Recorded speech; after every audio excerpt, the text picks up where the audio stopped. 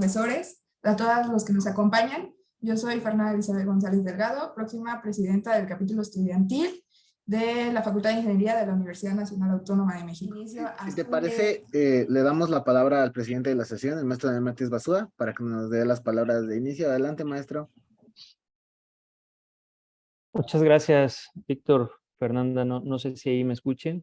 La verdad, ahí tengo unos problemitas de transmisión de red, pero los felicito por esta iniciativa, la integración entre diferentes universidades del país con un tema bastante relevante, el cual es de gran trascendencia, como bien lo dice su título, el agua en el norte, centro, sur de México. Diferentes condiciones del sector del agua, con diferentes atenciones y diferentes soluciones.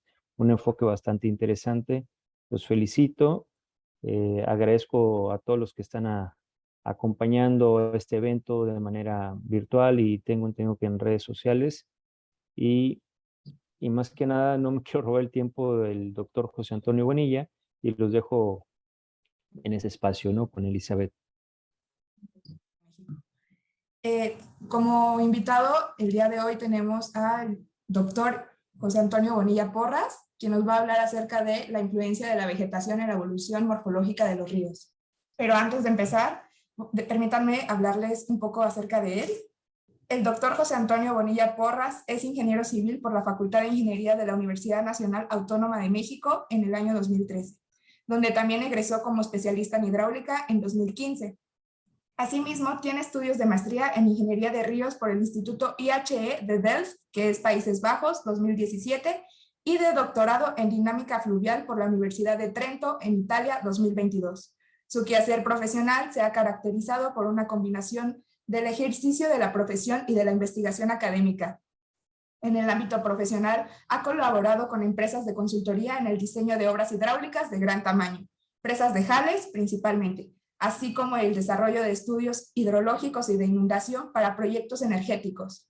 En la academia se ha desempeñado como investigador y profesor en el área de morfodinámica fluvial.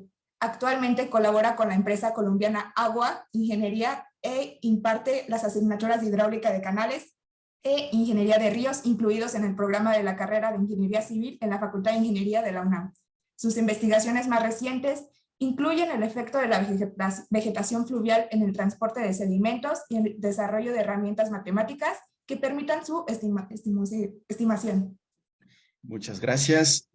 Gracias, maestro. Gracias, Fernanda, por la introducción y desde luego por la invitación a este evento. Creo que es un espacio muy bueno para poder pues, compartir, como dice el maestro Daniel, diferentes perspectivas sobre la problemática del agua en México.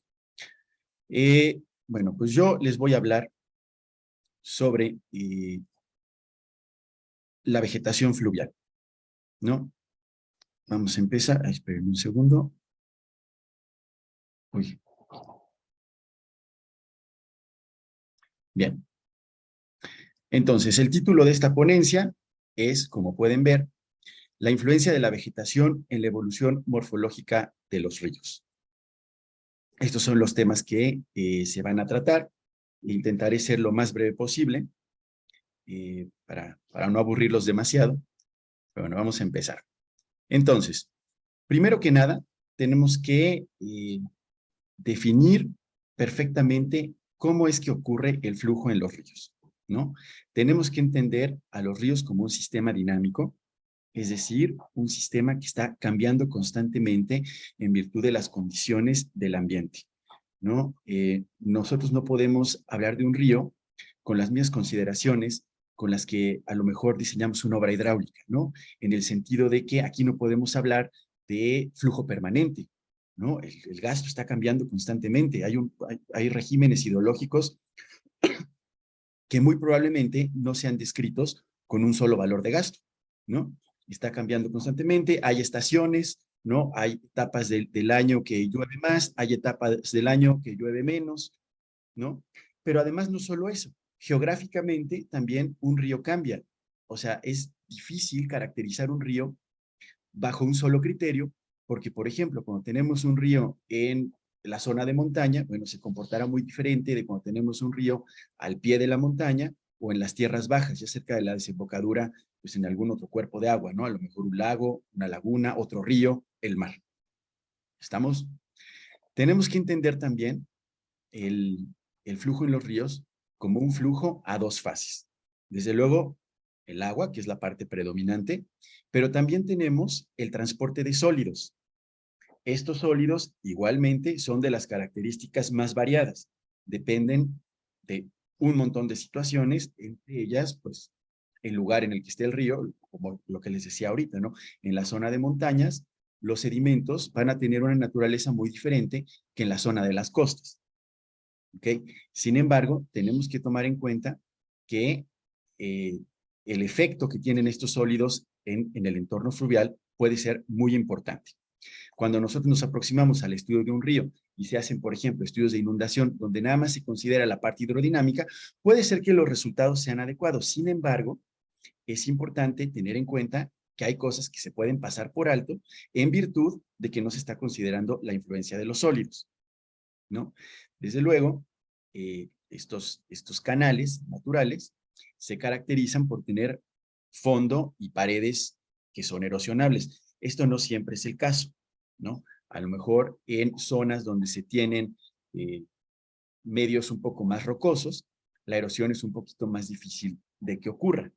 Sin embargo, pues eso vaya, en una escala de tiempo mucho mayor, incluso los suelos que parecen que no son erosionables, se van a erosionar. Entonces, para poder analizar el flujo en los ríos, súper importante tener en cuenta las ecuaciones fundamentales de la hidráulica, que son las que usamos para todo, pero además tenemos que añadir las ecuaciones para el transporte de sólidos.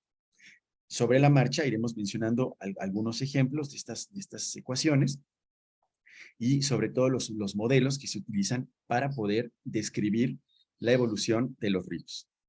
Entonces, ¿a qué nos referimos con la evolución morfológica de ríos? Pues evolución son cambios. Si estamos diciendo que un río es un sistema dinámico que está cambiando constantemente, bueno, pues eso es justo a lo que nos estamos refiriendo. Morfológica, nos referimos a la forma. ¿Y a qué nos referimos con esto de forma? Bueno, pues puede ser la topografía del fondo, ¿no? Si el fondo del río es más o menos plano, o si se dan las condiciones para que se formen estas estructuras de fondo, los rizos, las dunas, las barras, cada una cae bajo distintos criterios para su clasificación. Y para que puedan ocurrir, se tienen que dar una serie de combinación de condiciones que permiten que éstas se formen. No se forman dunas bajo las mismas condiciones que se forman barras. Incluso, perdón, la escala a la que ocurren son completamente diferentes. No, por ejemplo, las dunas son escalables con a lo mejor el tamaño representativo del sedimento, mientras que las barras son escalables con alguna característica geométrica del río, por ejemplo, el ancho, ¿no? Por ejemplo, esta imagen que ustedes están viendo ahorita es una imagen que habitualmente les pongo a mis alumnos de ingeniería de ríos, ¿no? Les pregunto, a ver, ¿cuál de estos dos ríos es aluvial y cuál no? ¿A qué nos referimos con un río aluvial? Nos referimos a uno que transporta sedimentos, a uno que cambia en virtud de que transporta sedimentos. ¿Por qué? Si hay transporte de sedimentos, pues estamos de acuerdo que la sección transversal, que ya de por sí puede ser muy irregular, pues va a estar cambiando. Lo mismo la pendiente. Si se erosionan las márgenes, puede cambiar el ancho del río. ¿Estamos? Entonces, si yo les preguntara a ustedes, probablemente me dirían que claramente el de la izquierda, donde se ven como unas dunitas, que muy probablemente estén hechas de arena, es un río aluvial en virtud de que ese material se ve más fácilmente transportable que lo que se ve a la derecha, donde se ven rocas, ¿no? Y la verdad, el flujo que se alcanza a ver ahí, como que no nos sugiere que esas rocas se vayan a mover de ahí. Entonces, a lo mejor la respuesta inmediata sería, pues el de la izquierda es el río aluvial, el de la derecha no. Sin embargo, como les decía hace un momento, depende de la escala de tiempo. Tarde o temprano, esas rocas que están ahí a la derecha se van a erosionar. Entonces puede ser que en el corto plazo la evolución morfológica del río no sea evidente para ese canal que se ve a la derecha. Sin embargo, en escalas de tiempo mucho mayores, que pueden ser pues a lo mejor más de décadas, siglos, a lo mejor hasta tiempos geológicos, ¿no? Ese río también va a ser aluvial y también va a evolucionar. ¿Ok? Entonces, por ejemplo, esta es otra foto que me parece muy interesante. Aquí lo que nosotros vemos son dos planimetrías diferentes de los ríos. Aunque existen varias maneras de clasificar a los ríos según su planimetría, hay dos que son principales, que son estas dos.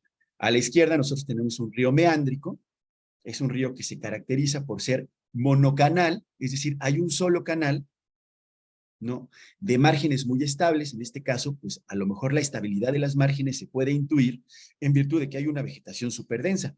No sé exactamente de dónde es esta foto, pero a lo mejor podría ser uno de los afluentes del río Amazonas o del río Paraná, allá en Sudamérica, donde estos ecosistemas, estos entornos fluviales son muy comunes.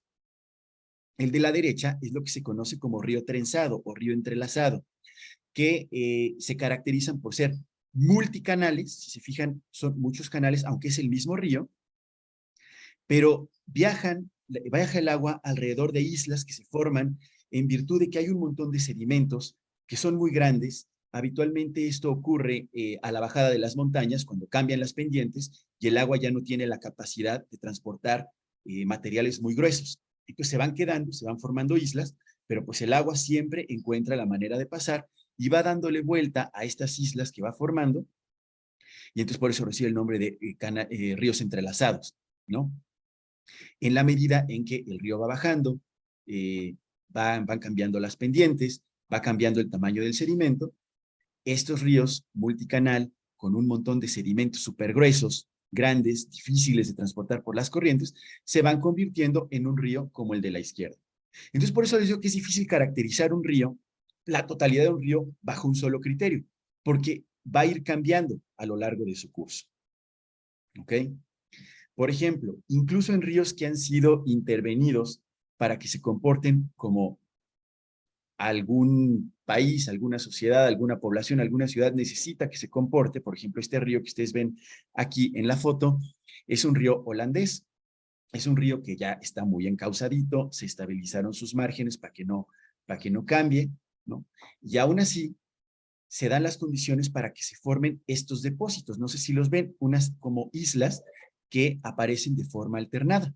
Se llaman barras alternas. Y se fijan, la escala de tamaño que tienen podría compararse a la del ancho del río. Entonces, tenemos que entender a los ríos como sistemas resilientes que van a encontrar su equilibrio en cualquier condición. Aun si se les da una intervención como esta que estamos viendo, en la que claramente se ve que no fluye como un río natural, que ya tiene un montón de obras para que se comporte como muy seguramente en este lugar se necesita que se comporte. Bueno, pues el río se va a adaptar a esa situación y va a encontrar su estado de equilibrio. Y existen modelos que permiten identificar qué es lo que va a pasar con el río. Por ejemplo, si estas barritas que se ven aquí se van a formar a partir de la combinación de condiciones que se está presentando. El gasto, el ancho, el tamaño medio del sedimento, ¿no? Que habitualmente se utiliza el D50, si el material es más o menos uniforme, la temperatura, puede ser un montón de cosas que están interviniendo para que este comportamiento, que muy seguramente no era esperado, se dé. ¿Ok? Entonces, para que nosotros podamos entender cómo evoluciona un río y cómo es que se convierte de una planimetría a otra, de una geometría a otra, no podemos explicar eso sin hablar del transporte sólido. Seguramente ustedes saben, o a lo mejor la idea resulta intuitiva, que el transporte sólido en los ríos ocurre de tres maneras diferentes. No sé si haya alguien aquí presente que sea de ingeniería de costas, ¿no? Que a lo mejor pudiera diferir, ¿no? O sea, si los mecanismos en ese entorno sean diferentes, creo que son iguales, ¿no? Pero bueno, aquí lo que vamos a observar es que hay tres mecanismos principales. En principio tenemos las partículas del gasto de lavado, que son partículas de suelos cohesivos. Recordemos que los suelos cohesivos, lo que los caracteriza son las fuerzas electromagnéticas. Entonces, no es una partícula que vaya a caer, no tiene una velocidad de caída. Su forma, su tamaño, su densidad realmente es lo de menos. Lo que rige ahí es las fuerzas electromagnéticas y es material que ante la mínima variación de velocidad va a fluir suspendido en el flujo. Que no va a sedimentar y al no sedimentar no va a formar parte de la evolución morfológica del río, sino son partículas que simplemente se van. Es más, con que caiga una gotita de lluvia y salpique, este material se va a mover. ¿Ok? Luego tenemos los dos mecanismos que sí pueden intervenir en la evolución morfológica del río. Por un lado tenemos el material que se mueve como gasto sólido de fondo, ¿no? Que es aquel que va, como ven aquí en este esquemita, rodando o deslizándose o incluso va dando saltitos. ¿Ok? La cosa es que esos saltitos, por decirlo de alguna manera, ¿qué tan saltitos tienen que ser para que se consideren material sólido de fondo?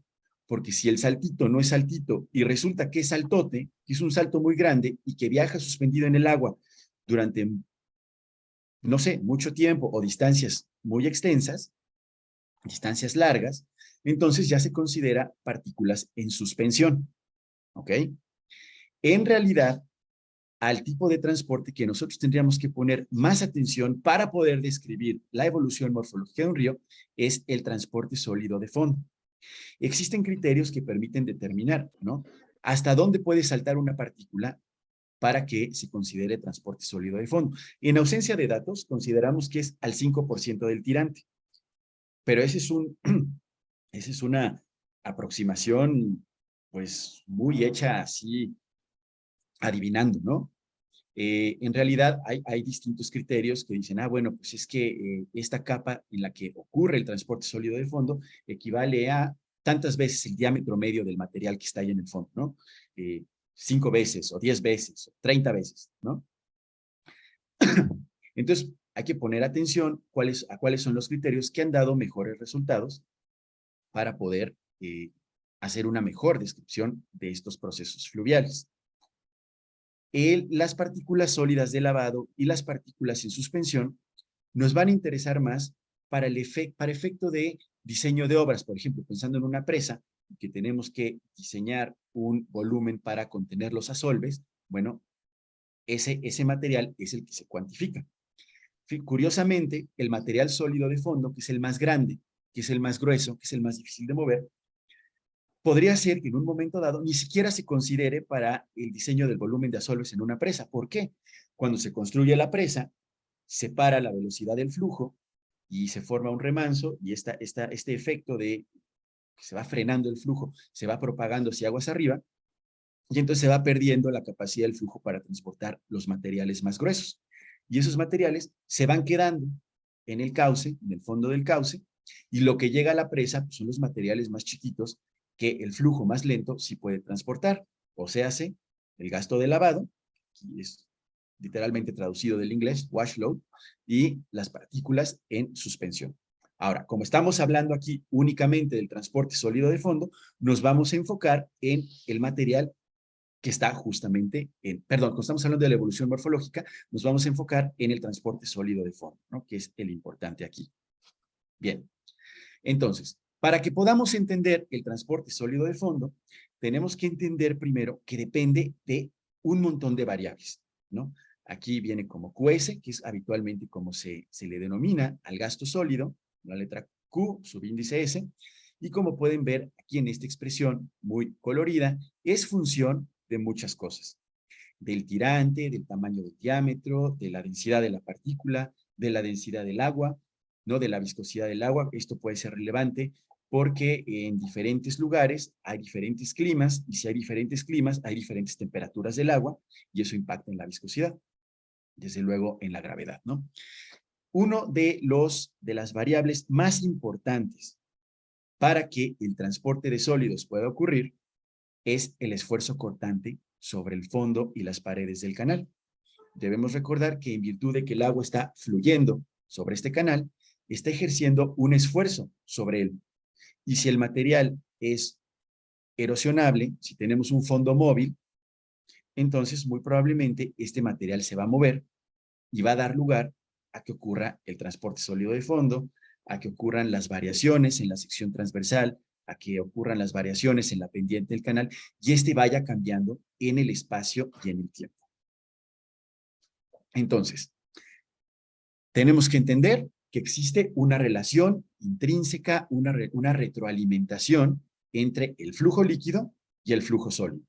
No solo uno influye en el otro. A lo mejor podríamos pensar, bueno, si hay suficiente agua, se lleva el material que está en el fondo, y si no, pues no. Pero la realidad es que si bien esto que acabo de decir, esta idea es cierta, también el transporte sólido influye en el líquido. Por ejemplo, en función de el tamaño del material, si se forman estas estructuras de fondo como las dunas o como las barras, pues estos impactan en la resistencia al flujo, en la rugosidad, y entonces eso a su vez impacta en el flujo líquido, ¿no? Si es más rugoso, si hay más resistencia al flujo, entonces el agua va a ir más lento. Si el agua va más lento, entonces ¿qué pasa con los tirantes, con los niveles del agua? Estos suben, ¿no? Si hay asentamientos urbanos, pues hay un riesgo por inundación. Si no lo hay, bueno, hay inundación, pero bueno, no representa ningún riesgo, ¿no? Entonces, se tiene que entender que uno influye en el otro y el otro influye en el uno. Y en la medida en que nosotros vamos considerando más elementos, porque aquí nada más estamos hablando del flujo líquido y el transporte sólido. Pero debemos tomar en cuenta que en un entorno fluvial no nada más hay agua y rocas o arena. Hay plantas, hay animales, hay obras, ¿no? Por ejemplo, pensemos en un río navegable donde existe a lo mejor un puerto fluvial, ¿no? O pensemos en las pequeñas centrales hidroeléctricas, ¿no? Que son unas presitas derivadoras, o pensemos en espigones para controlar. O sea, puede haber mil cosas y estas cosas influyen en el entorno, pero de la misma manera el entorno influye en cada uno de estos elementos. Entonces las relaciones son muy complejas. ¿Ok? Bien. Entonces, uno de estos elementos es justamente la vegetación fluvial. ¿Estamos de acuerdo? Que es de lo que va a ser el tema de esta plática, de esta charla. Entonces tenemos que hablar de eso. Tenemos que, bueno, es inevitable hablar de la vegetación como un elemento, pues, básico de los entornos fluviales. Será diferente en cada lugar. A lo mejor en un río en Alaska, pues la vegetación va a ser muy diferente de un río en la Amazonia y va a impactar de forma diferente. Lo que sí tenemos que ya dejar como un hecho es que la vegetación muy probablemente esté presente. ¿Okay? Es un elemento común en los entornos fluviales. Los efectos van a ser diferentes en el río si esta vegetación se encuentra propiamente en el canal, donde le impone una rugosidad adicional a este, o si esta vegetación es ribereña, es decir, que esté a los lados, en las márgenes o en las llanuras de inundación. ¿Okay? Los efectos, pues, naturalmente serán diferentes. Si solo está en las márgenes, a lo mejor le da estabilidad a estas y la erosión pues se puede controlar de una manera mejor, si eso es lo que se busca, ¿no? Simplemente es una cosa que ocurre, ¿no? Las plantas, desde luego, aumentan la resistencia al flujo. Esto sí, independientemente de dónde estén, por ejemplo, si ocurre un evento de inundación y el agua sale del canal principal y en las llanuras de inundación hay plantas, bueno, pues puede ser que la inundación sea más crítica de lo que sería en la ausencia de las plantas, en virtud de que al aumentar la resistencia al flujo, aumentan los niveles del agua.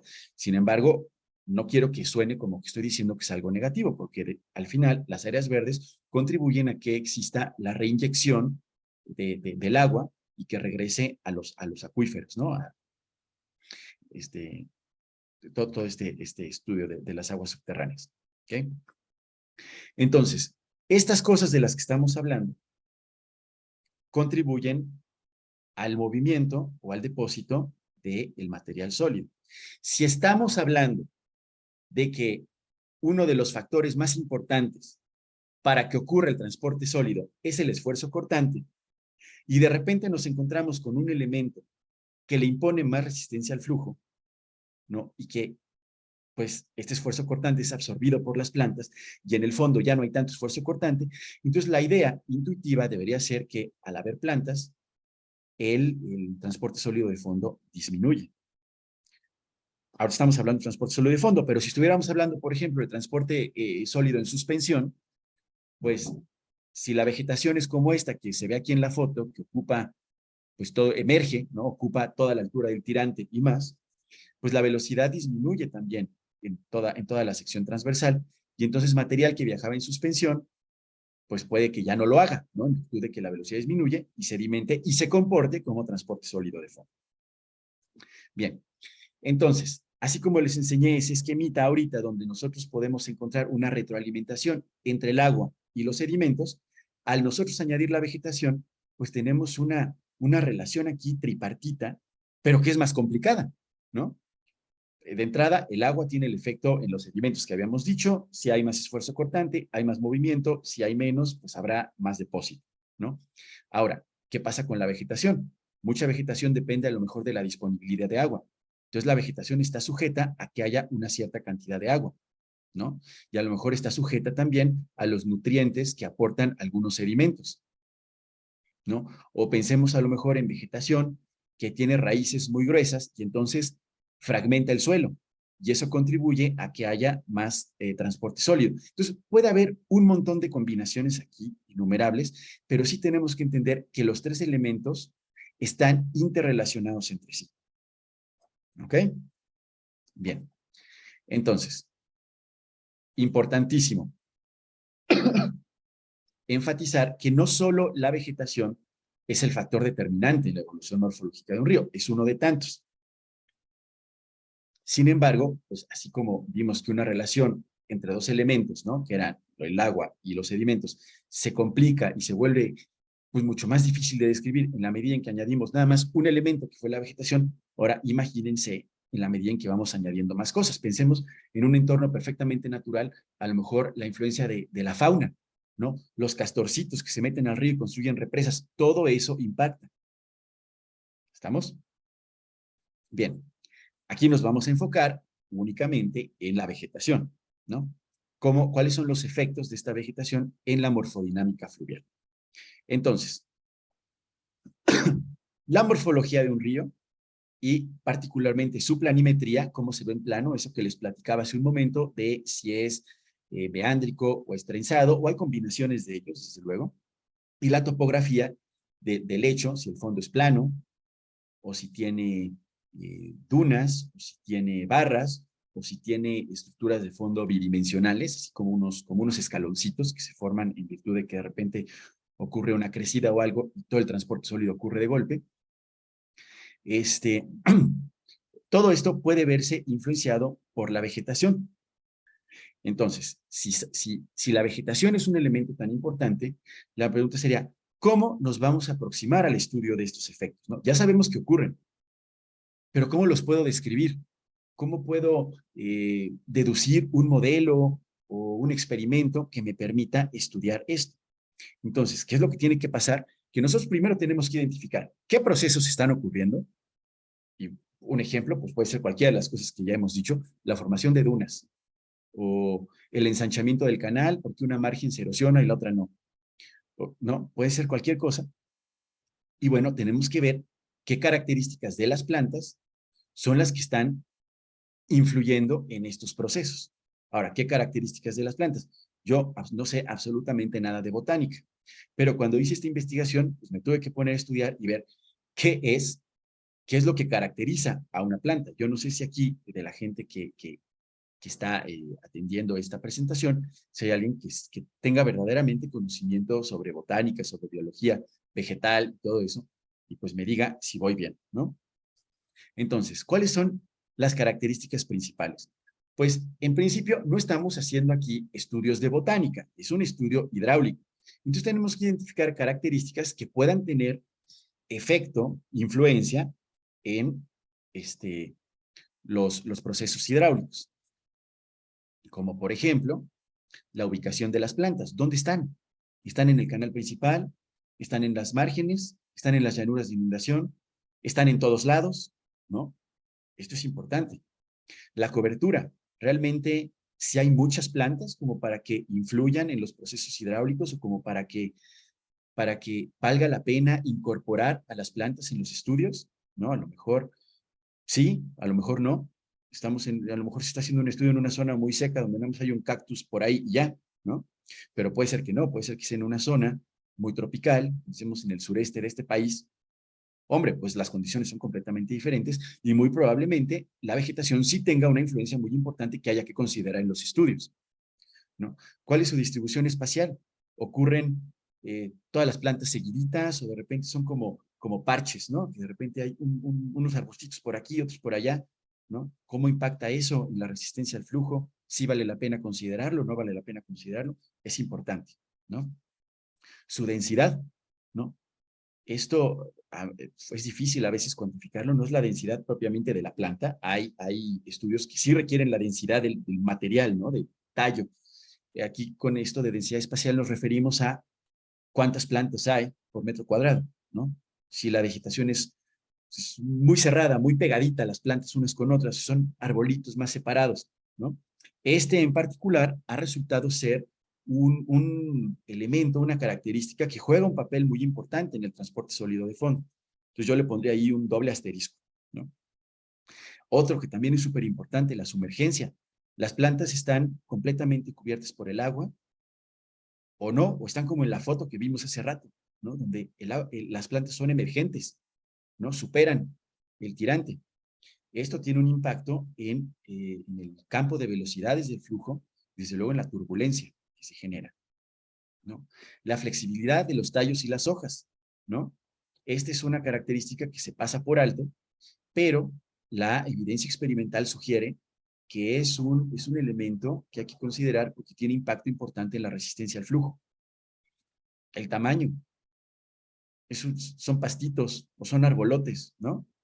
Eso va a impactar de forma importante. La geometría, ¿qué forma tiene? Si son arbolitos, a lo mejor sus tallos, sus troncos son más o menos cilíndricos, ¿no? Y son geometrías más o menos regulares. Pero ¿qué tal si son plantas con unas hojas, un follaje tremendo? Follaje, ¿no? ¿Cuántas hojas tiene? O nada más son pastitos. Todo esto tiene importancia, ¿no? A la hora de evaluar los efectos morfológicos. La estacionalidad, puede ser que se haga un estudio de un río a lo largo de periodos muy largos, y entonces hay momentos del año que son más secos, y entonces pues, las plantas se mueren, ¿no? Y pues no hay resistencia al flujo. O puede ser que haya momentos que son muy mojados, muy lluviosos, y entonces las plantas proliferan, ¿no? O incluso, por ejemplo, cuando baja el nivel del río y emergen, por ejemplo, estas islitas, ¿no? Estas barras, estos depósitos, y puede ser que de volada, ¡pum!, una especie colonizadora pueble esas islas. De repente, cuando llegue el río otra vez, cuando lleguen las épocas mojadas, pues el río se va a encontrar que en esa zona hay mayor resistencia al flujo, se deposita más material ahí y entonces el río empieza a dar la vuelta, ¿no? La estacionalidad, incluso la variabilidad hidrológica en conjunto, son de los factores más importantes que existen en la evolución morfológica de los ríos. Y desde luego, la salud y la edad de las plantas, ¿no? Puede ser que a lo mejor plantas que en algún momento imponían mucha resistencia al flujo, en un momento dado que ocurre un evento hidrológico extremo, ¡pum!, el agua se las lleve, ¿no? Entonces, todo esto, a mí me parece que son características que se deben tomar en cuenta, ¿no? Ahora, esto va a depender de cada lugar. Si uno pone, aquí les puse un pantallazo, ¿no? Puse vegetación fluvial en la barra de Google, y hombre, van a salir un montón de opciones. Aquí sale la misma foto 3 veces, pero bueno, si le dan para abajo, se van a encontrar con que hay todas las plantas posibles, ¿no? En todos los lugares posibles, con todas las geometrías posibles. Entonces, sí, cuando se está haciendo un estudio, nos tenemos que asegurar de estar captando los atributos más importantes de las plantas locales, ¿no? Porque pues, son las que rigen las condiciones de un determinado lugar, de un determinado proceso fluvial. Entonces, estas características que estamos mencionando pueden tener su influencia, desde luego, en el nivel de las aguas subterráneas, ¿no? Especialmente las corrientes perennes, donde hay agua siempre, pues están regidas por los niveles de las aguas freáticas en las inmediaciones. Si estas aguas bajan en virtud de que se extrae agua para consumo humano, para agricultura, para lo que sea, el nivel del río va a bajar. Pero puede pasar lo contrario, ¿no? Ahorita les voy a dar un ejemplo. Desde luego, influyen en la resistencia al flujo, que eso impacta en los niveles del agua, en la distribución de velocidades en la sección transversal. Si el agua va más lento, pues si el agua se encuentra con más resistencia, va a ir más lento, ¿no? Y desde luego, si va más lento, impacta en los esfuerzos cortantes que se presentan en el fondo y en las márgenes, y entonces ocurre más o menor transporte sólido. Entonces, Cuando hablamos de las aguas freáticas, por ejemplo, hay un caso, que es el de esta foto, también parece muy interesante, ¿no? Estamos diciendo que la presencia o la ausencia de la vegetación influye en el nivel de estas aguas subterráneas.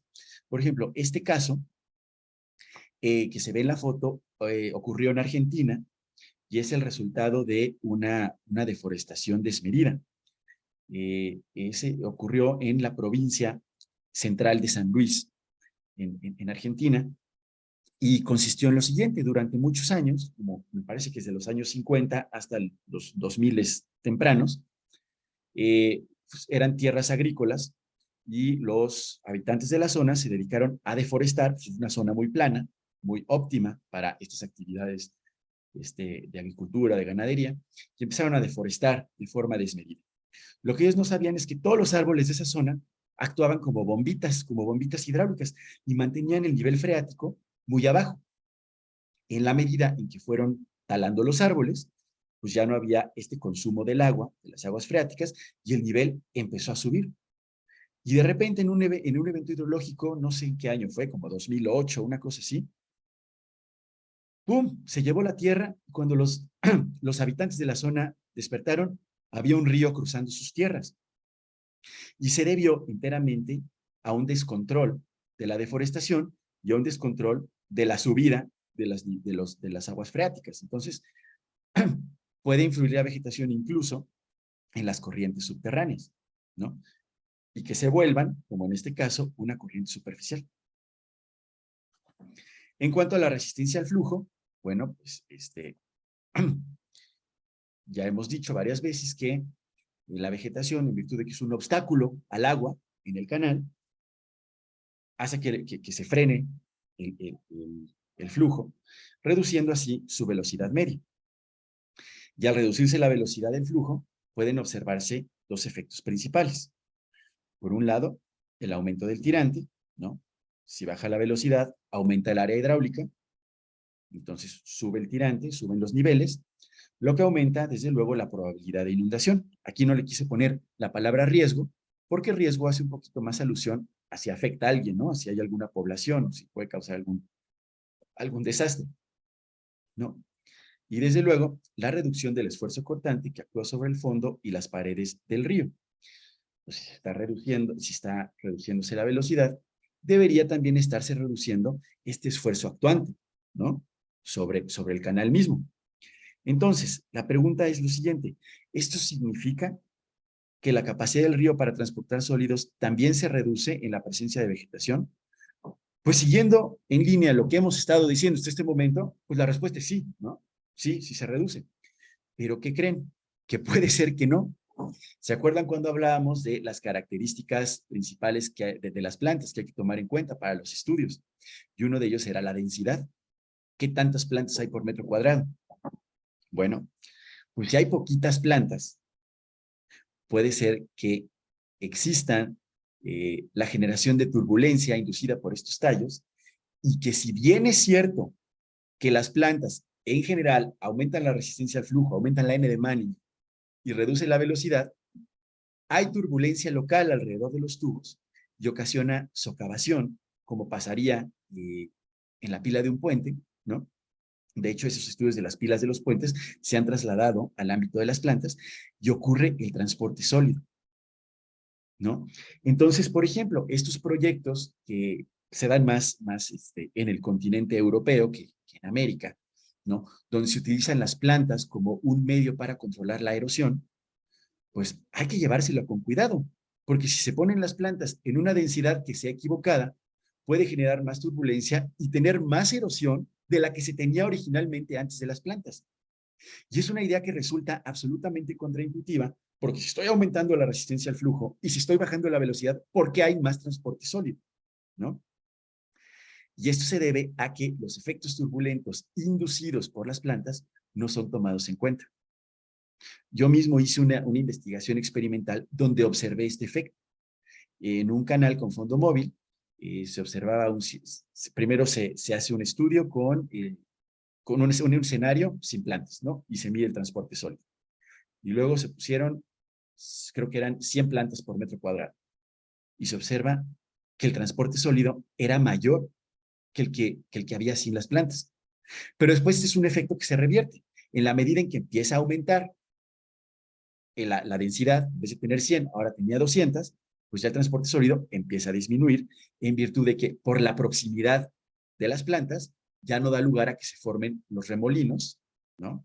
Estas estructuras turbulentas que provocan el movimiento de sólidos. Bien, entonces, además de la densidad de las plantas, que es de lo que estamos hablando, la sumergencia también es un atributo importante en virtud de la turbulencia que genera. Por ejemplo, en el caso de la vegetación emergente, el intercambio de masa y de momentum, de cantidad de movimiento, ocurre en la dirección transversal. Llega el flujo y le tiene que dar la vuelta a la planta, pero esto ocurre a lo alto de todo el tirante, porque si la vegetación es emergente, supera el nivel del agua, ¿no? Entonces, únicamente puede ocurrir en esa dirección. Sin embargo, en el caso de la vegetación sumergida, se forma como una capa de cortante en la parte de arriba de las plantas. Y el intercambio no solo ocurre alrededor de las plantas, de los tallos, que sí ocurre desde luego, sino que también ocurre en la dirección vertical. Y si las plantas están lo suficientemente separadas, estos remolinos se forman en la dirección vertical y también levantan material, provocando así un mayor transporte sólido del que se tendría en ausencia de ellas. ¿Ok? Ahí se me fue una línea. Bien, ahora, existen modelos que permiten la estimación de coeficientes de rugosidad que incorporan las plantas. Por ejemplo, que es el modelo de Baptiste. Es un investigador holandés de la Universidad Tecnológica de Delft y desarrolló esta expresión para poder incorporar la geometría fundamental de las plantas, ¿no? Características como pues, su sumergencia, ¿no? Su coeficiente de arrastre, que es una cosa de la que vamos a hablar ahorita, su área proyectada en la dirección del flujo, y es común que en Europa, por ejemplo, no usen la N de Manning, prefieran adaptar la C de Chessy. Pero bueno, es lo mismo, ¿no?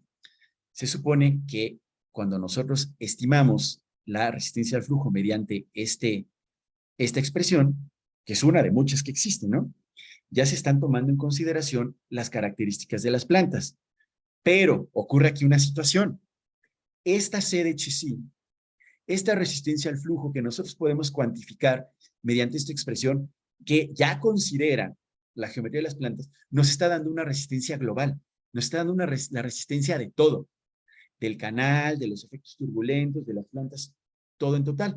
Si nosotros estamos hablando únicamente de que el transporte sólido de fondo es el que influye en la evolución morfológica del río, puede ser que entonces esta expresión no sea la adecuada y que estemos sobreestimando la producción bueno, no la producción, el transporte del material sólido del fondo en virtud de que se está considerando una resistencia al flujo más grande, ¿no? Y ustedes pueden decir, bueno, pues a lo mejor así estamos del lado de la seguridad. Y sí, puede ser, ¿no? Para efectos a lo mejor de alguna obra hidráulica, como una presita o algo, pues sí podría ser. Pero también, al estar sobredimensionando, no estamos optimizando. Y a lo mejor valdría la pena encontrar una manera que nos permite estimar cuál es el esfuerzo cortante real que está actuando en el fondo y que es responsable del movimiento de los sólidos ahí, ¿no? Y con el objeto de hacer esto, de determinar, bueno, este es la resistencia al flujo aportada únicamente por el material del fondo. Este es el esfuerzo cortante aportado por la vegetación. Ha habido algunos intentos por partir este esfuerzo cortante y determinar cuál es la contribución de cada elemento, ¿no? Y hay quien dice, bueno, podemos expresarlo así, ¿no? El esfuerzo cortante, que si se fijan es un balance de momentum, pero expresado en esfuerzos, ¿no? En vez de fuerzas. El esfuerzo cortante total, aquí a la izquierda, el global, corresponde a la suma de el esfuerzo cortante en el fondo más el esfuerzo cortante en virtud de que existen las plantas. Y hay quien dice, no, lo podemos afinar todavía un poquito más, ¿no? Y separarlo todavía en más cosas. Es decir, el esfuerzo cortante total es una contribución de 3 cosas. Del esfuerzo cortante asociado al material del fondo, del esfuerzo cortante asociado a las formas del lecho, está BF porque en inglés es bed forms, ¿no? De las dunas, de las barras, y aparte de la vegetación. Es difícil partirlo en realidad, ¿no? Y esto se hace porque es posible que este esfuerzo cortante total que nosotros podemos cuantificar mediante una C de Checy corregida, una N de Manning corregida o el factor de fricción que les venga en gana, pero puede ser que no sea representativo de lo que está ocurriendo al fondo del canal. Y entonces haya la necesidad de hacer una cosa de estas, ¿no? Ahora, ¿cómo podemos determinar el aporte de las plantas? Bueno, la fuerza con la que responden las plantas, ¿no? De igual magnitud y en sentido opuesto al flujo, habitualmente se cuantifica, perdón, con esta expresión. D, porque en inglés es drag, que traduce como arrastre, la fuerza de arrastre. Y se calcula, no sé si estén familiarizados, pero es una expresión que se utiliza también para calcular la resistencia al flujo en aerodinámica, ¿no? Para los aviones o para cosas así, ¿no? Y depende de un coeficiente de arrastre que está asociado al obstáculo, que en este caso serían las plantas, la densidad del fluido en el cual está ocurriendo la situación y la velocidad. Bueno, y la superficie, ¿no? Existen muchas maneras para determinar este coeficiente. Hay unos que consideran hasta la flexibilidad, un montón de cosas. Me voy a saltar esto para no aburrirlos tanto. Pero, por ejemplo, a mí incluso en una ocasión me tocó desarrollar uno, ¿no? Para separar el esfuerzo del fondo, puse B por bed en inglés, y separarlo del esfuerzo total, y que depende de distintas cosas, de la sumergencia, del tirante, de la densidad. Es un modelo no validado todavía, pero bueno, ¿no? La cosa es que a lo que me quiero referir es que cualquiera puede encontrar una expresión basada en sus observaciones, ¿no? Ahora, vamos a hablar del perfil de velocidad. En general, se acepta que el perfil de velocidad en un canal es logarítmico, sigue habitualmente una ley como esta, ¿no? Esto es lo que se observa. En el fondo, en virtud de que hay resistencia al flujo, pues la velocidad tiende a cero, y en la medida en que nos vamos yendo hacia arriba, tenemos más velocidad. Cuando tenemos una vegetación ahí, tenemos plantas, esto puede cambiar, ¿no? Por ejemplo, en el caso de la vegetación emergente, se observa que el perfil de velocidades pues es más o menos similar al perfil logarítmico, nada más que se aplasta un poquito, ¿no? La velocidad es menor, en virtud de que hay un estorbo ahí, ¿no? En el caso de la vegetación sumergida, no. En el caso de la vegetación sumergida, se observa un perfil similar logarítmico, como el de acá. En la parte de abajo se estratifica el flujo, y en la parte de arriba es otro. Y si se fijan, la forma ya no coincide con ninguna de las ecuaciones que lo describen. Existen modelos que lo hacen por separado, ¿no? Entonces, tomar, por ejemplo, un valor de velocidad promedio en la sección transversal para describir una situación como de esta de la derecha puede no ser la mejor idea, ¿no? Bien, ya me están apurando, ¿eh?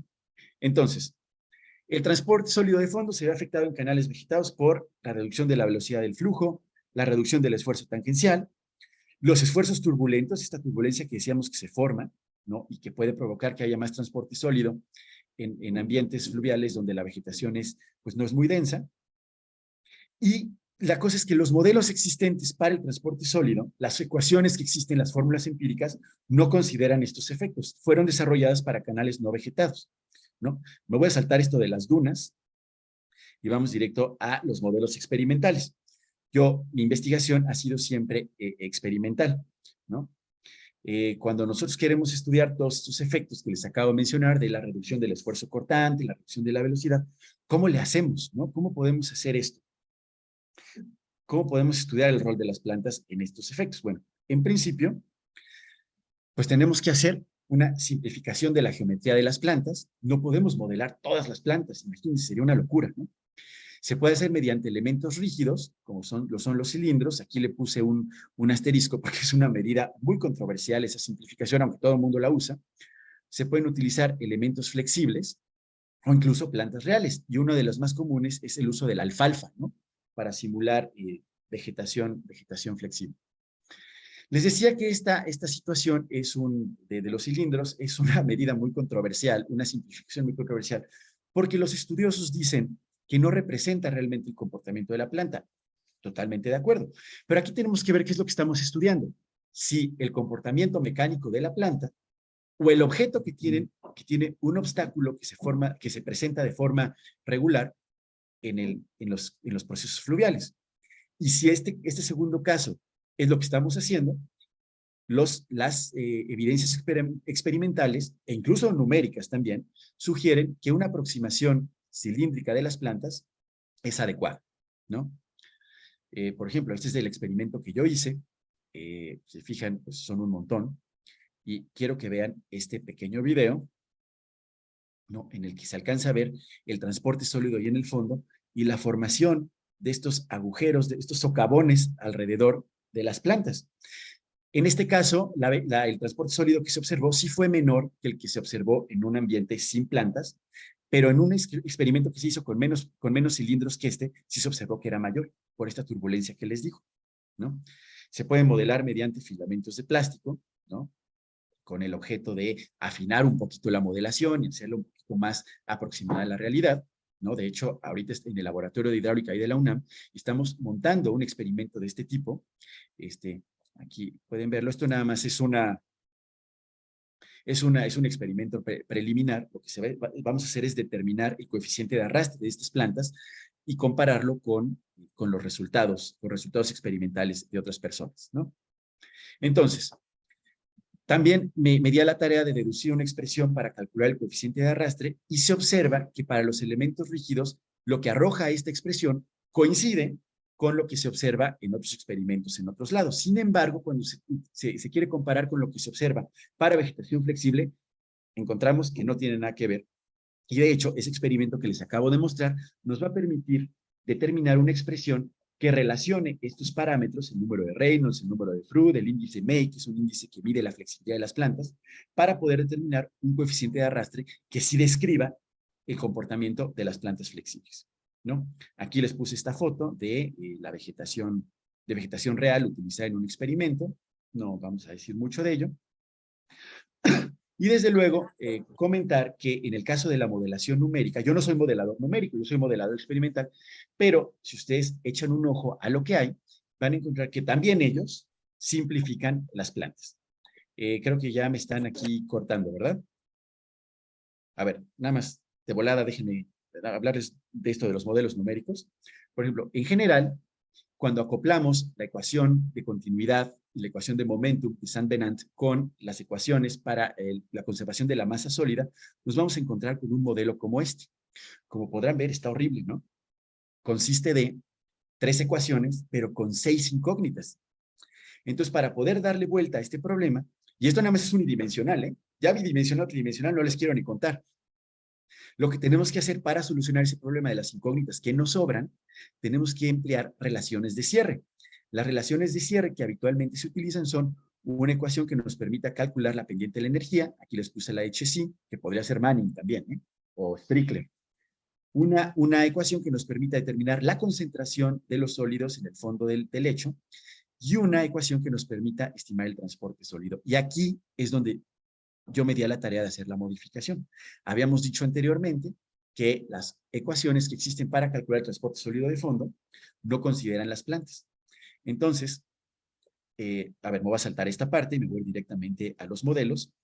Las ecuaciones se pueden expresar en términos de los parámetros de Einstein, que son parámetros adimensionales que relacionan el transporte sólido con el parámetro de movilidad, que compara las características del sedimento con el esfuerzo cortante actuante, aquí expresado con una cosa que se llama velocidad de corte.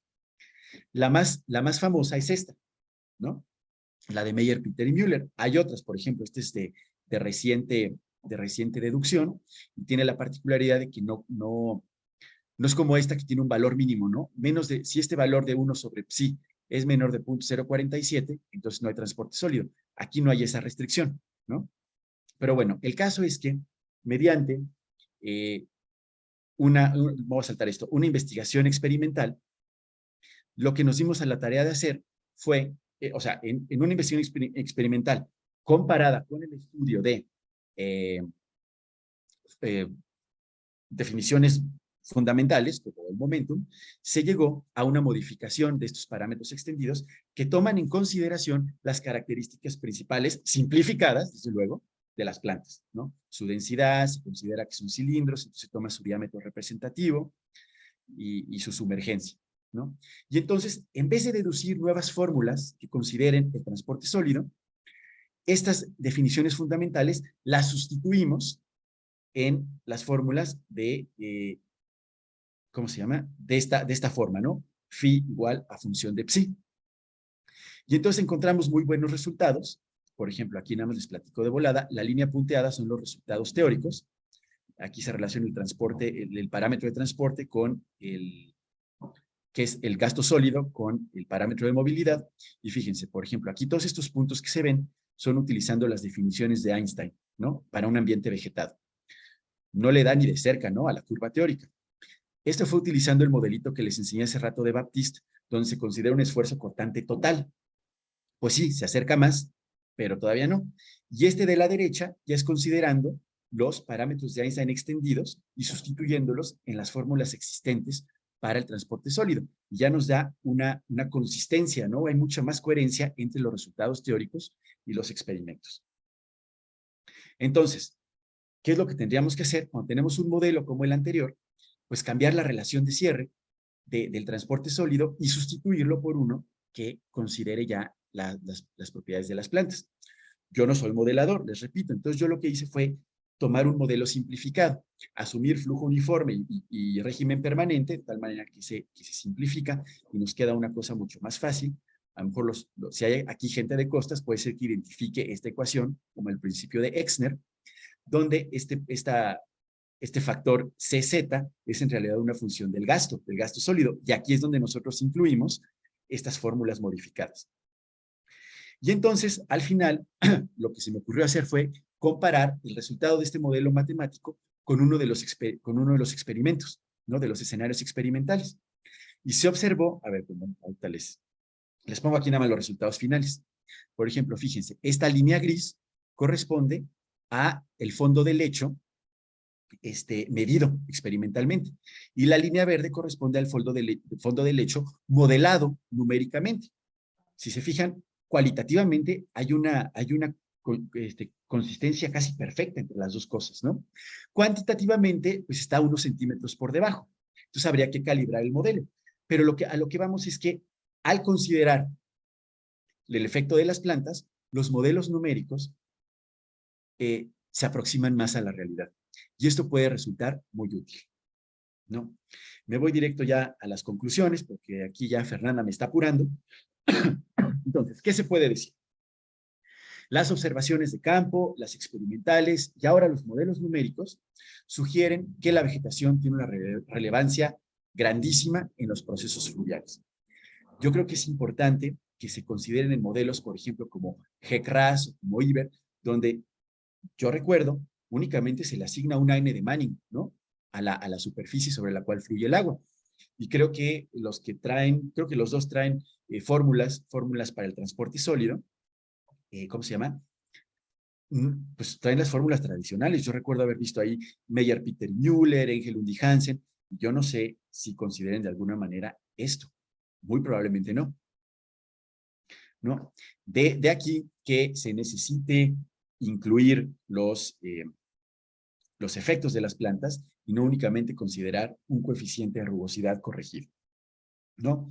Desde luego, aún falta afinar los modelos. Por ejemplo, que yo les presenté, que hice así, ni siquiera lo hice en un lenguaje de programación, es una cosa que se hizo en Excel, pues hay que afinarlo, ¿no? Y hay que incluir a lo mejor efectos como la flexibilidad de las plantas, hay que calibrarlo, ¿no? Para que sea, hay que validarlo, desde luego, como en otros casos. Todavía hay muchas cosas por hacer, pero al parecer vamos en buen camino, ¿no? Y desde luego, cuando me refiero a que hay que afinarlo, pues puede referirnos también a la vegetación mixta.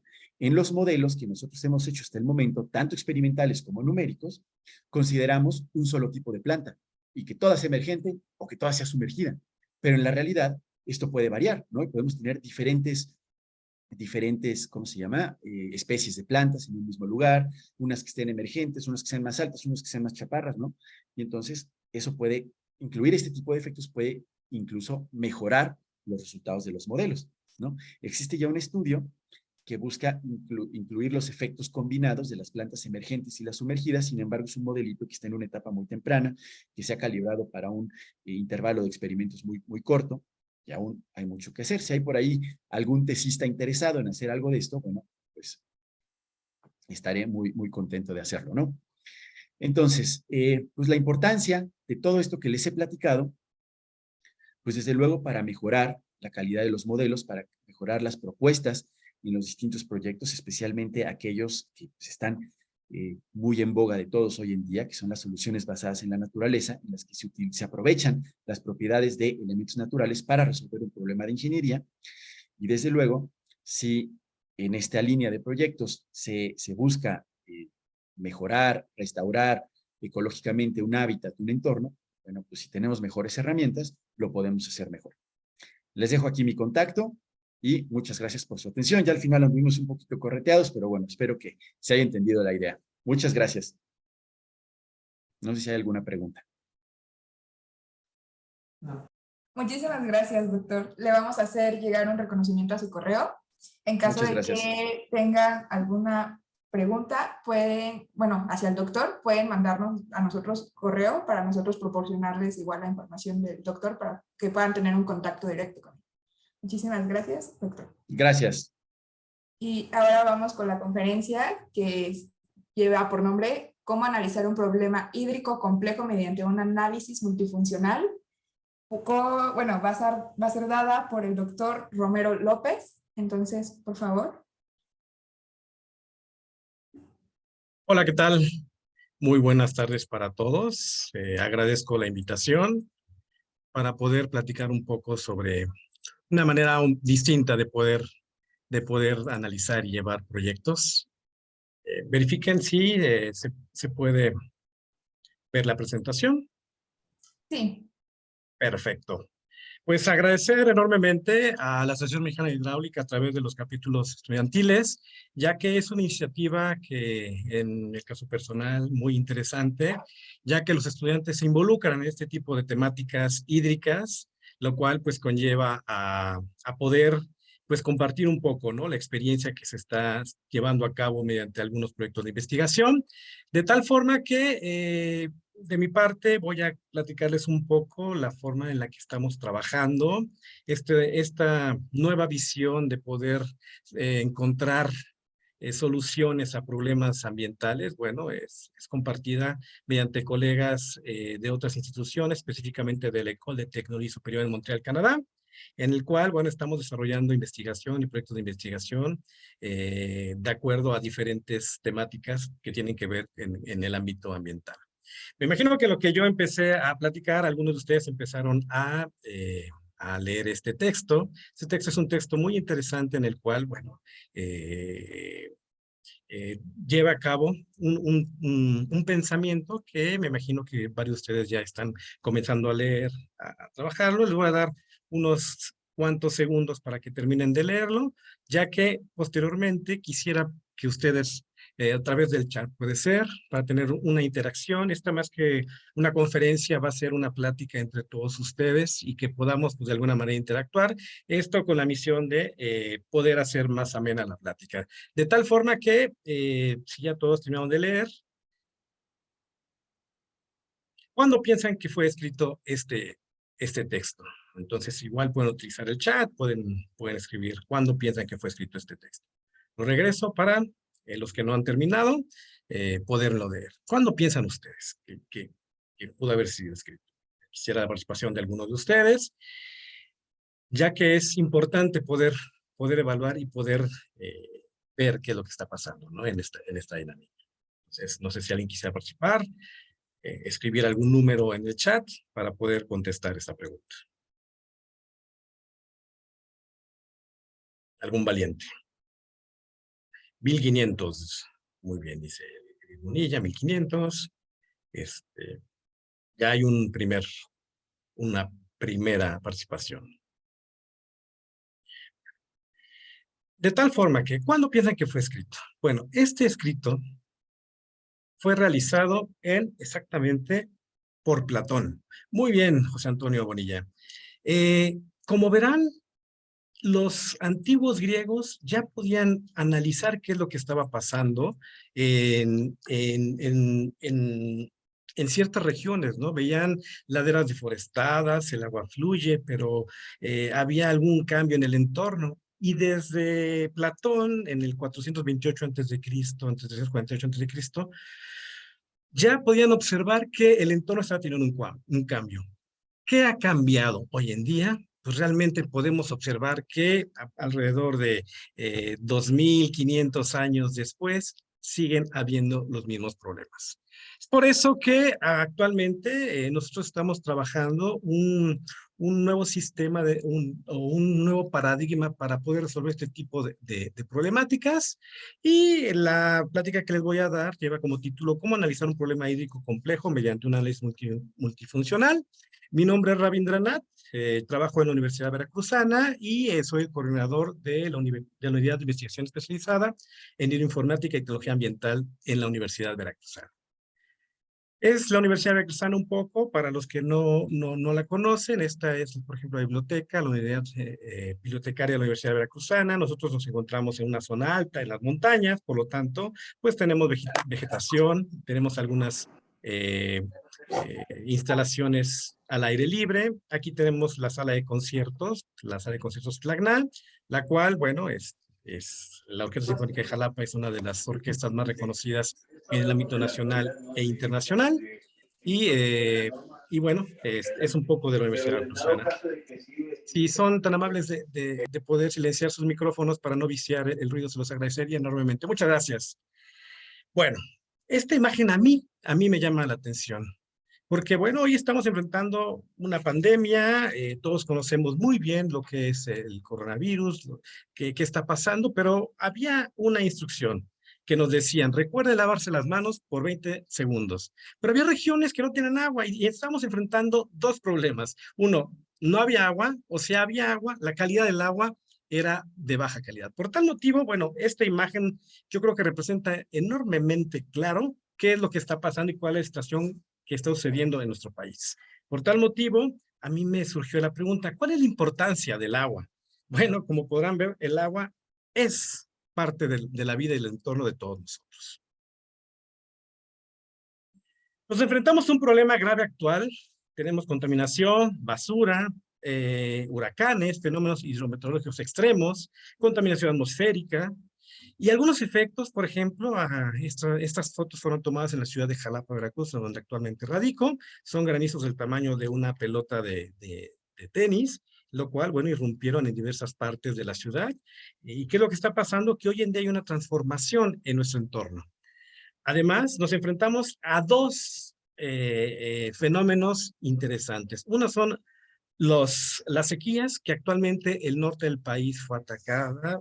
La lluvia comenzó apenas en días previos a poder presentarse, o tenemos fenómenos como las inundaciones, que es muy frecuente en las partes sur-sureste de México. ¿Y esto qué provoca? Bueno, deslaves, pérdidas, y que la gente tenga que ir a refugios, de tal suerte que actualmente nos enfrentamos a una dinámica nueva en la readaptación de los ecosistemas que nosotros estamos enfrentando.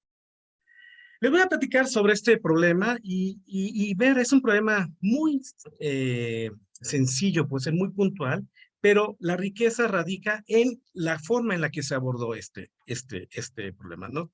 Primero quiero indicarles, aquí es la ciudad de Miahuatlán, está señalada en color rojo.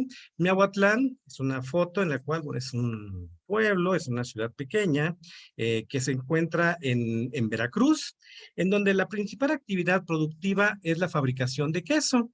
Inclusive estos quesos, los productores, la gran mayoría los están llevando, por ejemplo, a la Ciudad de México, en el cual, bueno, muestra y seña de la calidad que tienen este tipo de quesos. Tienen quesos de diferentes formas, diferentes categorías, y bueno, en la imagen pueden ver, le llaman queso Oaxaca, queso de hebra, pero tienen otro distinto tipo de queso. Entonces, la actividad principal de esta localidad es la fabricación de quesos. Tenemos al sur, abajo de la imagen, tenemos una ciudad que se llama Naulinco. Naulinco es una ciudad más grande que Miahuatlán. Esta es una vista aérea de esta ciudad. Y bueno, como pueden ver, es una ciudad muy turística. De hecho, es un turismo nacional, en el cual acude a este pueblo, en el cual pueden observar las calles son de adoquín, es muy común transitar por las calles caminando, ya que pues, la ciudad es muy bella para poder transitar. Si ustedes conocen la película de Coco, un poco, bueno, ven los altares, las velas, las imágenes. Bueno, esta es la celebración del Día de Muertos, por ejemplo, en Naulinco. Pueden ver una similitud, ¿no? Los colores, los altares, la forma en la que se celebra el Día de Muertos. Y bueno, esto tiene que ver exactamente por la cultura que se está estableciendo en esta ciudad y las actividades que se realizan. Por tal motivo, es una ciudad muy turística, muy visitada. Este es un evento que se conoce como la Cantada, en el cual, bueno, hay en la calle diversas caminatas, muestras de altares, etcétera. De tal forma que es una ciudad muy bella para visitar, pero además de que es bonita la ciudad, también la segunda actividad que ellos realizan es la fabricación de zapatos. Los artesanos fabrican los zapatos de cuero, son zapatos artesanales de muy buena calidad. Brevemente les muestro en lo que les platico yo este video, en el cual es una actividad muy reconocida en Naulinco, en la cual nosotros, ¿no? Por ejemplo, ir a Naulinco es ir a comprar zapatos, ir a comprar carteras, etcétera, ya que eso, bueno, es parte de sus actividades. Y bueno, aquí el artesano está mostrando algunos diseños de zapatos hechos a mano. De tal forma que, como podrán ver, tenemos nosotros, en primer lugar, la ciudad de Miahuatlán, que es una ciudad que su principal actividad es la quesería, y tenemos Naulinco, que es una ciudad que además de ser turística, también es una ciudad productiva de zapatos. ¿Qué relación hay entre estas dos ciudades? Bueno, tenemos el río Naulinco, que conecta de aguas arriba, aguas abajo, a Miahuatlán con Naulinco. ¿Qué es lo que está sucediendo actualmente? Que la fabricación de quesos está generando el lactosuero. Como pueden ver aquí, se está fabricando algunos quesos y como residuo se obtiene el lactosuero. ¿Qué es lo que está sucediendo? Que el lactosuero se está virtiendo directamente a los ríos, de tal forma que, bueno, aquí son unas imágenes bastante desalentadoras de la contaminación generada por vertir lactosueros en el río Naulinco. Entonces, pues la problemática yo creo que es muy clara. Tenemos dos comunidades productivas en Veracruz, pero una está contaminando el río y está afectando aguas abajo a Naulinco, que inclusive aquí es la forma en la que se están abasteciendo el agua potable en Naulinco, y ellos llevan, por ejemplo, el agua en burros para poder que sea agua potable de fuentes de manantiales que la gente se abastece, porque realmente tomar agua del río, como pueden observar, está altamente contaminada. ¿Cuál sería la propuesta para mejorar la calidad del agua en el río? Les pregunto a ustedes, básicamente, si les presento que tenemos un río que está contaminado por lactosuero, ¿cuál sería su propuesta? Me imagino que muchos ya están reflexionando, están pensando y están diciendo, bueno, pues la solución tradicional es la construcción de una planta de tratamiento de aguas residuales y tratar el agua, y entonces ya con eso podemos limpiar el río. Como técnicos, esa sería la solución en automático para poder de alguna manera mitigar el impacto que está sucediendo el lactosuero en el río. ¿Pero qué creen? El gobierno ya la construyó, ¿y qué piensan que pasó? Desafortunadamente, una catástrofe. Se construyó esta planta de tratamiento, esa es la imagen de la planta de tratamiento de residuales, se construyó, pero desafortunadamente se abandonó. ¿Por qué? Bueno, porque los gobiernos municipales no le dan continuidad, porque entra un partido, llega otro, y no es prioritario el tratamiento de las aguas, además de que la operación y mantenimiento de una planta de tratamiento de aguas residuales es muy cara. Entonces, pues, si su presupuesto es reducido, prefieren invertir mejor en otro tipo de actividades. De tal forma que se construyó y no funcionó. Cuando nosotros llegamos a esta región, hablamos con los productores y nos empiezan a decir, bueno, ¿qué alternativa podemos hacer para poder mitigar el impacto que está teniendo el lactosuero en el río? Bueno, entonces se puso exactamente una solución basada en la valorización de los residuos. Y esto es un poco cambiar la técnica, cambiar la mentalidad, cambiar las soluciones tradicionales y poder tratar y poder reflexionar con otros sistemas u otras posibilidades para poder tratar o valorizar los residuos. Primero, ya tenemos el problema. El problema tenemos dos comunidades, que pues el agua es básicamente una materia prima para ambas, pero lo primero que tenemos que conocer es cuál es el impacto del lactosuero. De tal forma tenemos que evaluar la calidad y la cantidad del agua que hay en el río Naulinco. Lo primero que se hizo en el proyecto fue medir la cantidad de agua en el río. Esto nos va a permitir conocer qué parámetros están influenciados en el río. Perdón. La cantidad del agua en el río. Al ser una cuenca no aforada, tuvimos que instrumentar este río con la ayuda de estudiantes de la Facultad de Ingeniería, así como estudiantes que venían del extranjero, específicamente canadienses, para poder medir qué está pasando con el agua. Se hicieron aforos e inclusive, como era un río que no tenía información, se creó una estación hidrométrica, como la pueden ver. Perdón. Y con base en esa información se generaron los modelos hidrológicos. Entonces, generamos información para poder evaluar la cantidad de agua que hay en ese río.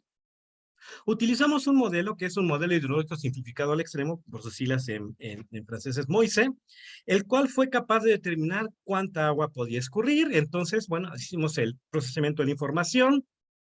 Con ese procesamiento de información podemos de manera geomorfológica evaluar la cuenca y poder estimar cuánta agua puede escurrir. De tal forma que nosotros, mediante este modelo, pudimos determinar los metros cúbicos por segundo de agua que podían escurrir en este río. El modelo se calibró, se validó y mostró resultados óptimos. De tal forma que ya sabemos cuánta agua escurre. Pero les pregunto, ¿por qué creen que es importante saber cuánta agua escurre? Bueno, porque lo primero que tenemos que saber es con cuánto estamos nosotros disponiendo. De tal forma que gracias a este modelo nosotros pudimos encontrar cuánta agua escurre a través del año, cuáles eran las temporadas de estiaje, cuáles eran las temporadas de lluvia, y con eso poder estimar qué es lo que está pasando en el río. Porque es muy importante. Cuando es en temporada de estiaje y el río está en niveles bajos, los niveles de concentración del lactosuero aumentan enormemente. Y entonces la carga orgánica de toda la materia que se encuentra en el río, pues es muy afectada dentro de este afluente. Una vez que ya conocimos cuánta agua hay, analizamos entonces la calidad del agua en el río. ¿Cuántos parámetros de agua ustedes conocen para poder medir su calidad? Bueno, hay diversos. Lo que hicimos fue analizar estos parámetros mediante el estudio de otro estudiante que compartió con nosotros esta investigación. Y los parámetros, por ejemplo, vemos que tenemos la demanda bioquímica de oxígeno o DBO. El río, antes de que se vertieran los lactosueros, tenía un parámetro de 0.82. Después de que se vertían los lactosueros, ya cuando nosotros analizamos ese punto, tenía 1.67, ¿no? El adecuo igual, estaba por debajo del rango, aumentó a 229. Los sólidos totales, de 288 a 397, y podemos ver inclusive que los nitratos aumentaron, de tal forma que era evidente qué estaba pasando en el río y cómo estaba contaminado. Entonces, una vez que nosotros conocemos cuánta agua hay y cómo está contaminada, decidimos hacer un análisis del ciclo de vida del lactosuero. Y esto es muy importante porque nos va a permitir conocer cuáles van a ser los impactos del lactosuero desde su creación del lactosuero hasta que muera, hasta su vida final. De tal forma que nosotros analizamos qué estaba pasando en el sistema, desde el ganado, desde el ternero lactante hasta la vaca que estaba descansando, cómo se producía la leche y cómo se estaba produciendo el lactosuero. Y esto nos permitió evaluar los impactos del queso que tenía, por ejemplo, la fabricación de los quesos y su impacto al verter el lactosuero. Como les mencionaba, Meotlán produce diversos quesos: botanero, panela, fresco, Oaxaca. El queso botanero es por ejemplo, ¿no? Es un queso que produce, en el cual tiene jamón, tiene chile y normalmente se utiliza como su nombre lo dice, para botar. Entonces, ya conocemos nuestro objeto de estudio, conocemos qué tan contaminado está, cuánta agua hay y qué impactos está sucediendo realmente del lactosuero a través de nuestro sistema. Ahora vamos a proponer soluciones, que en mi caso yo creo que es la parte más divertida del proyecto. Este es el esquema tradicional. Tenemos las queserías vierten el lactosuero en el río, se hace la planta de tratamiento de aguas residuales y tenemos el agua tratada. Ese es un esquema tradicional que ya vimos por experiencia que no funcionó. ¿Qué es lo que vamos a proponer? Bueno, si no funcionó, hay que proponer alternativas para poder mitigar y limpiar el río. De tal forma que tanto en calidad y cantidad del río conocemos bien la problemática y conocemos también cuál es el impacto del lactosuero. De tal forma que, si el lactosuero es un problema, vamos a utilizarlo. En este proyecto se utilizó el lactosuero para poder enriquecer los suelos y que fuera un nutriente de los suelos. Entonces, de tal forma, se tomaron muestras tanto del pasto, de los suelos que había en Miahuatlán y del lactosuero, de tal, con la intención o con la finalidad de poder decir, bueno, vamos a analizar estos suelos, sí, qué nutrientes necesitan y cuál va a ser la solución exacta que podemos dar nosotros del lactosuero a estos suelos y enriquecerlos. Entonces, el lactosuero estaría funcionando como un fertilizante y nos ayudaría entonces a mitigar la cantidad de lactosuero que está vertiendo en el río. Este es el ejemplo de diversas plántulas que se analizaron con el lactosuero y vimos que llegamos a una solución y una concentración idónea para que el lactosuero pudiera ser vertido con los fertilizantes. Y esto les convenía a los ganaderos, ya que tienen un fertilizante natural a través de un desecho que es el lactosuero para poder enriquecer sus suelos y eso permitía que el pasto creciera más y mejor y sus vacas, sus becerros, al comer este tipo de pastos, bueno, pudieran crecer en óptimas condiciones.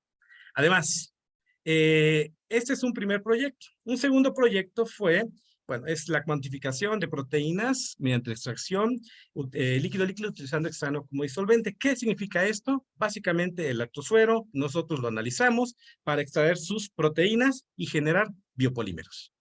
Entonces, la segunda propuesta que hicimos mediante este proyecto, además de utilizar el lactosuero como fertilizante, es tomar esos lactosueros, extraer sus proteínas y generar biopolímeros. Un biopolímero, como lo pueden ver en la imagen derecha, es como una especie de plástico, pero biodegradable, debido a que es natural, y puede ser muy útil, por ejemplo, para cubrir frutas, verduras, embalaje, y una vez que cumple su función, cuando ustedes lo depositan o lo retiran, es biodegradable al medio ambiente y no estamos impactando. Entonces, es su utilidad muy importante y pudimos nosotros tener una segunda alternativa para poder extraer el lactosuero y darle una utilidad. Entonces, tenemos, en primer caso, un biofertilizante. Segundo caso, la generación de un biopolímero. Tercero, un estudiante, Clement, dijo, bueno, voy a analizar el lactosuero y voy a ver voy a generar escenarios para ver qué puedo hacer con ese lactosuero. En primer lugar, fue venderlo. Dice, vamos a vender el lactosuero por ejemplo, a una industria que lo pueda transformar y con eso generar recursos y mitigo el impacto del medio ambiente. Dos, generar gas metano. Si uno genera gas metano, por la combustión puedes generar energía eléctrica. Tres, hacer una combinación de vender el lactosuero y generar gas metano e inclusive un cuarto escenario fue vender el lactosuero, generar gas metano y utilizarlo como composta. Al analizar estos escenarios, los resultados que se obtuvieron fueron que las necesidades de la población era de 1.208 megawatts. Si nada más se utilizara el lactosuero para generar gas metano, estaríamos generando 1.700 megawatts. De tal forma que estaríamos nosotros sobrepasando las necesidades energéticas de la región y esto le conviene a los queseros, ya que el proceso para la generación de quesos requieren de mucho consumo de energía. Entonces, al plantearles estas posibilidades, bueno, podemos nosotros tener una eficiencia energética basada en los residuos. Obviamente, cuando se hizo la jerarquización, pues generar gas metano es el escenario más óptimo, pero los otros escenarios también pueden ser útiles si las condiciones así lo desean, ¿no? Combinar la venta con la metanización, la venta con el compostaje, la ventilación, o nada más vender. Tenemos 3 alternativas: biofertilizantes, biopolímeros, generar electricidad a base de gas metano e inclusive ver qué otras opciones podrían ser. Ahora, este cuarto proyecto tiene que ver con el consumo de energía. Ok, ya tenemos las posibilidades, pero ¿qué más podemos hacer? Bueno, una es vender el lactosuero a Nestlé para producir un sustituto de leche materna. Nestlé compra el lactosuero con ciertas características para poder generar lo que es la fórmula láctea. Entonces, lo que nosotros quisimos ver es, efectivamente, podemos venderla y hasta qué punto podemos venderla. Este es un esquema tradicional que ustedes pueden ver. Tenemos Miahuatlán, tenemos las queserías. Las queserías depositan en una estación de transferencia todos los lactosueros y después estos lactosueros mediante camiones es llevado el lactosuero hacia la planta de Nestlé que queda en la ciudad de Ocotlán. Propusimos un escenario B. ¿Por qué no? Las queserías llevan el lactosuero a una estación de transferencia de la Ciudad de México y de la Ciudad de México se lleva a la ciudad de Ocotlán, Jalisco. Un tercer escenario era, pues, si no podemos vender todo el lactosuero, tener una planta de tratamiento que sea más pequeña porque vamos a tratar menos lactosuero y el lactosuero sobrante vamos a llevar a una estación de transferencia a México y venderlo a Ocotlán. Y por último, el escenario C2, que es nosotros tenemos el lactosuero de las queserías, lo depositamos en una estación de transferencia en Miahuatlán y posteriormente lo vendemos a Jalisco y el lactosuero sobrante generamos energía eléctrica y además lo que sobre generamos la planta de tratamiento. Al evaluar los escenarios, vimos que el escenario C2 fue el más eficiente, ya que energéticamente era mejor, económico y ambientalmente. De tal forma que nosotros pudimos evaluar qué es lo que estaba sucediendo mediante una problemática que es el lactosuero. Este es el esquema tradicional. El esquema tradicional tiene que ver con que las queserías vierten el lactosuero en el río. Vamos a hacer una planta de tratamiento que vimos que ya no funcionó. ¿Cuál es el nuevo enfoque que estamos proponiendo? Este es el nuevo enfoque o esquema multifuncional, en el cual, basados en este esquema, tenemos las queserías y en las queserías vámonos a recabar el lactosuero, lo ven en X, y en esa estación vamos a ver qué podemos hacer con el lactosuero. Una es que, bueno, una parte tenemos que llevarla al río y otra parte es la que podemos transformar. ¿Cómo lo podemos transformar? Con fertilizantes, mediante energía, mediante polímeros o como proteína para la fórmula láctea. Entonces ya tenemos un proceso multifuncional que me va a permitir utilizar el lactosuero, generar un subproducto, pero además valorizar lo que es la parte más importante. Y además, bueno, si se tiene que hacer la planta de tratamiento, la podemos hacer, pero el problema es, como les dije, la operación y el mantenimiento. Y en la operación, básicamente, las plantas de tratamiento tienen un consumo energético muy elevado. La segunda parte que estamos nosotros trabajando, que bueno, en esta ocasión no se las voy a poder explicar, pero la segunda parte que nosotros estamos generando es crear una planta de tratamiento de aguas residuales que sea autosustentable.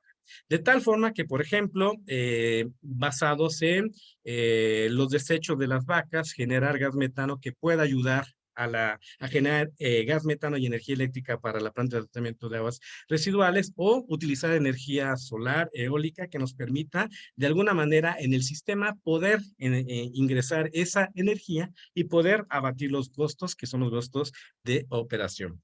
Esta nueva forma que estamos tratando nosotros de impulsar para el centro de tratamiento, ya estamos en una primera fase, que es una primera fase de planeación con mis colegas que estamos desarrollando este esquema y bueno, pues estamos exactamente analizando de qué manera puede ser más eficiente generar este tipo de sistemas de tratamiento. Como pueden ver, fue un problema pequeño de dos poblaciones, pero complejo a la vez, porque estaba generando de una u otra manera efectos nocivos hacia estas poblaciones. Lo que nosotros propusimos fue hacer un análisis técnico, ver qué estaba pasando, hacer un modelo hidrológico, realizar un análisis de la calidad del agua en la cuenca y proponer alternativas para poder mejorar la calidad de esa región. Es una región muy importante, pero a final de cuentas, lo que nosotros estamos planteando ese tipo de proyectos es cambiar el paradigma tradicional que nosotros como ingenieros tenemos. Porque uno como ingeniero es tener la solución y vamos a hacer la función técnica y ver qué pasa. De tal suerte que hoy en día los nuevos enfoques son enfoques multidisciplinarios en los cuales diversos expertos de diversas áreas están trabajando sobre una problemática y se trabaja en ese tipo de proyectos. Necesitamos tomar acciones hoy en día para poder mejorar la calidad ambiental y poder mitigar los efectos que estamos teniendo tanto ambientales como en la región, ya que desafortunadamente estamos viendo qué está pasando hoy en día, el clima está cambiando, la variabilidad climática hoy en día es cada vez pues, más evidente y necesitamos nosotros tener proyectos que permitan de alguna u otra manera mejorar la calidad de vida, la calidad de las personas que se encuentran en las regiones. Así que pues yo los invito, jóvenes, a que ustedes exactamente se acerquen a sus profesores, a que generen proyectos, que estos proyectos tengan un impacto, que les ayuden a utilizar las teorías aprendidas en clase para poder mejorar exactamente la calidad de vida de la sociedad, que es nuestra misión como ingenieros, que es generar tecnología para que todos vivamos de una manera confortable, funcional, pero hoy en día tenemos que evaluar esos impactos y mitigarlos, ya que si no, como pueden ver hoy en día, los impactos son enormes. Tenemos una gran sequía en el norte, sé que hubo muchas noticias por parte de Monterrey que no tenían agua. En el sur también hay un problema muy importante con base en las inundaciones. Así que bueno, pues nuestra misión, nuestro compromiso como ingenieros es muy fuerte y agradezco nuevamente la invitación que tuvieron para conmigo para poder platicar un poco sobre esta temática y me despido con última frase: aumentar las condiciones de salud y calidad de vida de las poblaciones, mejorando la calidad del medio ambiente que les rodea. Así que les agradezco enormemente su atención y bueno, dejo mi correo electrónico, es rapromero@v.mx, mi nombre es Ravindranath y estoy para servirles. Si tienen alguna pregunta o comentario, con mucho gusto estoy para atenderlo. Muchas gracias. Muchas gracias, ingeniero. Estuvo muy interesante su plática. No sé si alguien tenga alguna duda o para el ingeniero.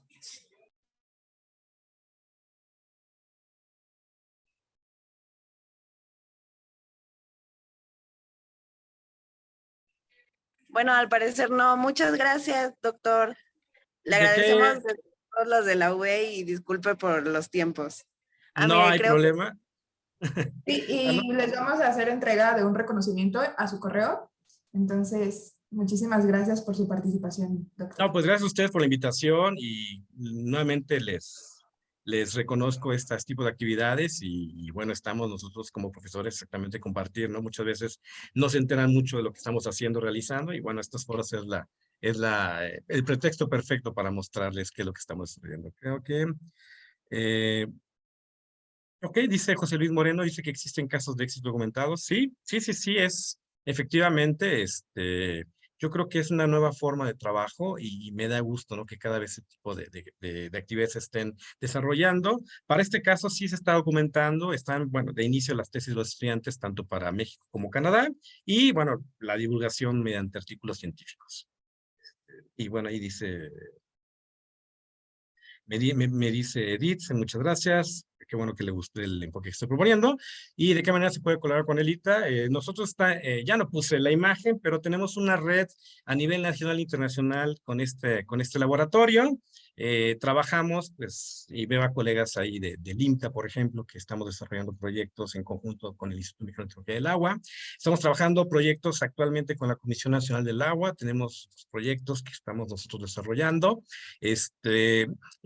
Proyectos con Comisión Federal de Electricidad. Estamos trabajando con diversas universidades, la UNAM también, con algunos colegas de otras universidades del Tecnológico de Chetumal, en el sur, en Chiapas. Entonces, bueno, es en el ámbito nacional e internacional. Estamos trabajando con nuestras universidades en Europa, en Canadá, en Estados Unidos. Entonces, esta red que hemos estado desarrollando ha ido creciendo y entonces, Edith, pues bienvenida. Con mucho gusto tienes mi correo y si quisieras incorporarte a esta red y este tipo de proyectos, adelante. La intención es exactamente sumar esfuerzos para poder apoyar un poco con nuestro granito de arena y mejorar la calidad ambiental, que es nuestra misión.